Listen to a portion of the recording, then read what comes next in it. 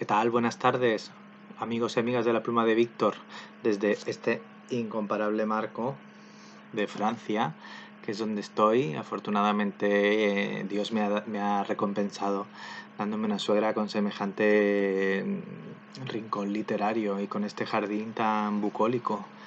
Desearos suerte este verano y que tengáis unas vacaciones mínimo tan buenas como la mía. Pero ya era hora de volver a hacer las recomendaciones, porque llevaba yo una semana y media que esto he hecho de todo, me he puesto malito, me he puesto buenito, he pasado calor, 40 grados, y ha llegado la hora de continuar con la Pluma de Víctor número 65, temas guiris. Guiris en la literatura. ¿Qué son los guiris? Para todos aquellos que no lo sepan.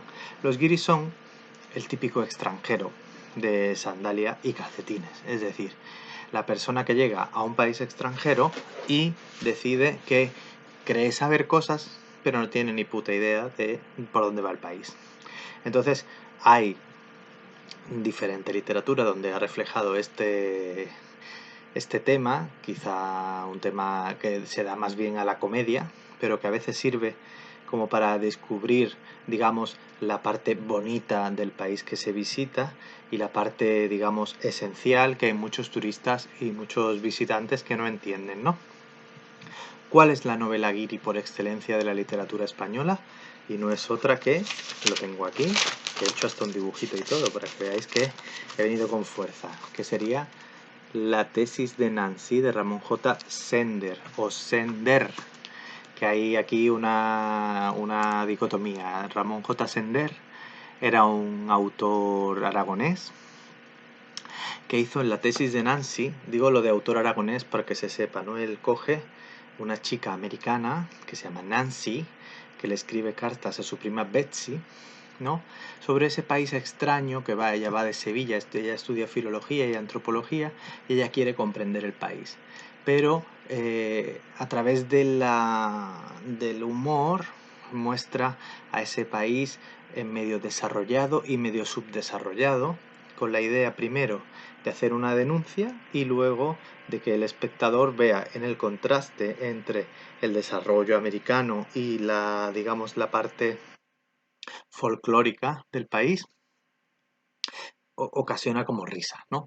Es una novela, para mi gusto, que soy andaluz, un poco excesivamente folclórica, aunque está escrita en 1920 y algo, y entonces hay que entenderlo desde ese punto de vista, porque esa Nancy, digamos que tiene una Andalucía de postal.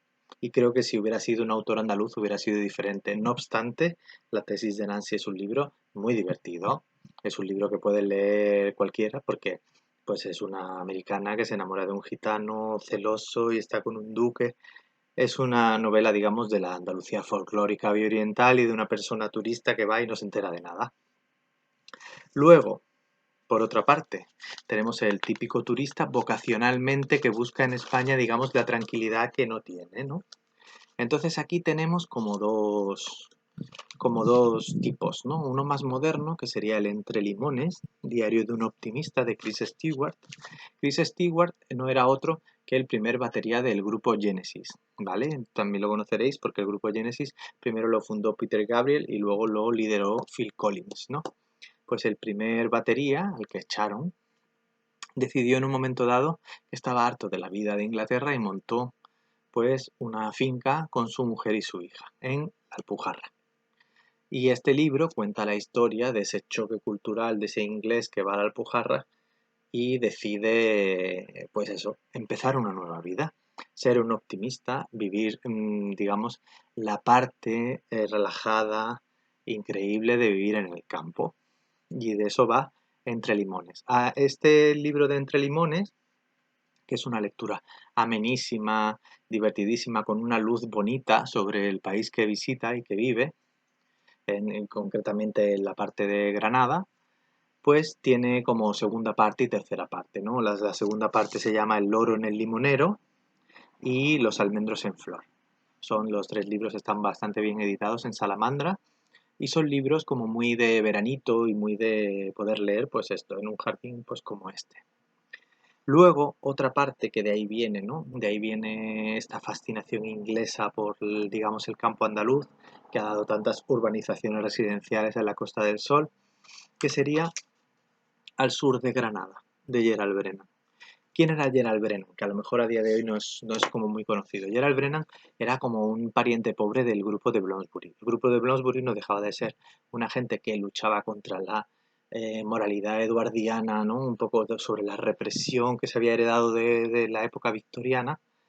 Y él eran como personas más modernas que intentaban traer. Pero ¿qué le pasaba a Gerald Brennan? Que era pobre, comparado con Virginia Woolf, con Dora Carrington, con Lytton Strachey o con Forster, pues no era una persona que gozara de, digamos, de un income, de un ingreso muy grande. ¿Qué hizo? Dijo, ¿y si me compro una casa en España? Me voy en 1920, yo soy hispanista, yo soy filósofo humanista y tengo como un cierto complejo de que no he estudiado frente a estas lumbreras del resto del grupo de Bloomsbury. Solo si tenía la parte esta bisexual así tontorrona, coquetona, que tenían todos en ese grupo, que en ese grupo había un encamamiento bestial. Entonces, Gerald Brennan se viene primero a Yegen, o a Yegen, en Granada, y entonces pues es ese choque de ese hispanista intentando por una parte la tradición, ¿no? Y por otra parte pues eso, la anarquía de la que él no podía disfrutar en un sitio tan cuadradito como era el Imperio Británico de la época. Según él, pues decía que España le había seducido porque era un país que había insistido en conservar una cierta dosis de anarquía y de libertad.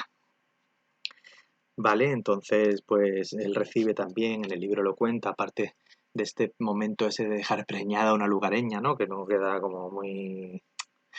Queda como un poco de, bueno, chico, una cosa es ser guiri, otra cosa es meterte, otra cosa es desentenderte, ¿no? De este tema.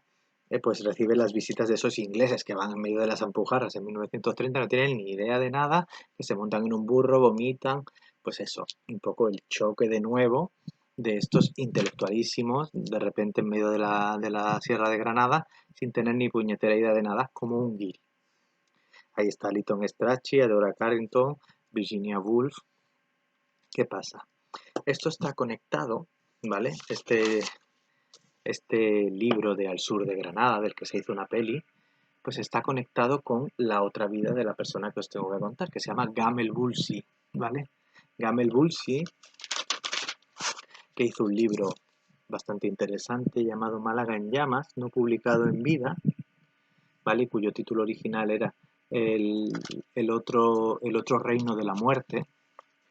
Gamel Bulsi es una americana, hija de unos pioneros coloniales, de una plantación, poeta, intelectual, que era amiga de Bertrand Russell, de filósofos, estaba un poco en la creme de la creme, y conoce a Gerald Brennan y deciden irse a España. Gerald Brennan se había ido porque estaba tieso y se enamora de Gamel Bulsi, y entonces deciden irse ambos a vivir a Churriana, que es un barrio de Málaga.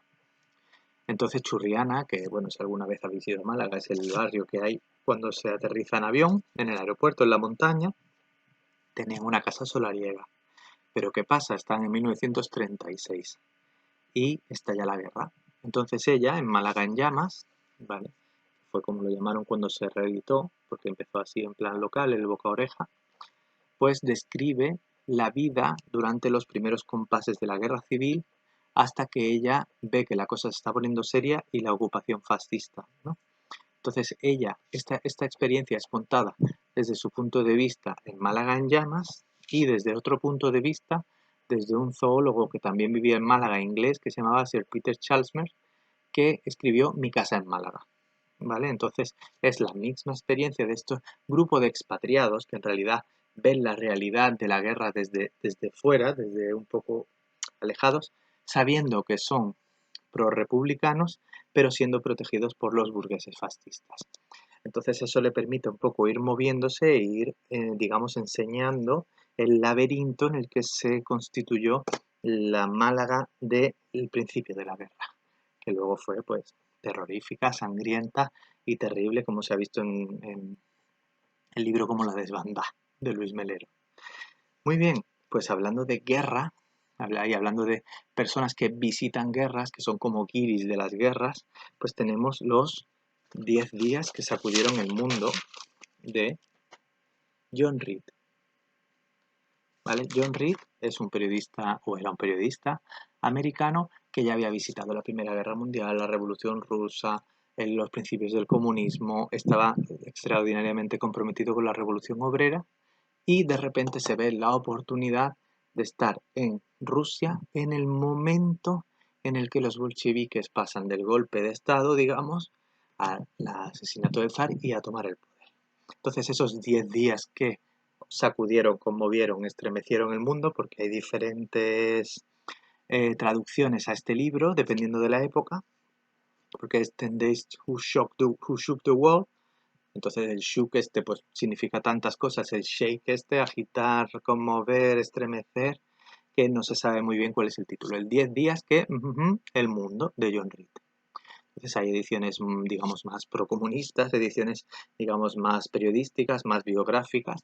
Entonces, John Reed contó estos días, contó desde dentro la Revolución Rusa y ese es el valor, digamos, aún siendo un poco guiri porque no dejaba de ser procomunista, pero no tenía ni idea de lo que era la Revolución Rusa, pero sí supo plasmarlo, ¿no? Entonces, John Reed es el único americano que está enterrado en el Kremlin y el único americano que Lenin, pues, recomendaba mucho este libro porque decía que así se entendía la revolución proletaria. Bueno, pues yo creo que por hoy está bien, ¿no? Recuperado. Así que disfrutad mucho. Intentaré hacer más vídeos de esta edición verano relacionados con el veranito que siempre agrada, ¿vale? Así que disfrutad mucho y felices lecturas. Un besito.